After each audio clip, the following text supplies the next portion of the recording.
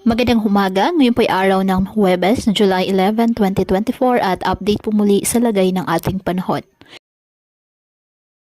Ayon po sa Pag-asa, Intertropical Convergence Zone or ITCZ ang nakakaapekto ngayon sa Southern Luzon, Visayas at Mindanao.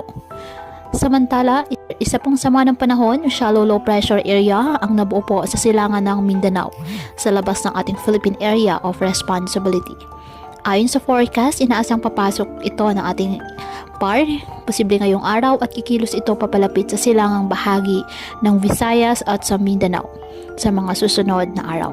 Hindi rin po inalis ang posibilidad na mag-develop ito bilang isang ganap na bagyo at kung nagkataon, papangalan itong Botchoy ng Pag-asa. Ngayong araw, ang Mimaropa, Bicol Region, Western Visayas, Zamboanga Peninsula, BRMM, Sac-Sargent, Quezon, Batangas at Davao Occidental, asahan ang maulap na halangitan na may kalat-kalat na pag-ulan at thunderstorms dahil sa ITCZ.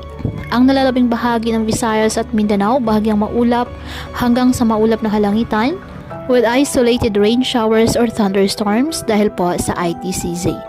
Ang nalalabing bahagi ng Luzon kasama ang Metro Manila, bahagyang maulap hanggang sa maulap na halangitan with isolated rain showers or thunderstorms dahil naman sa mga localized thunderstorms.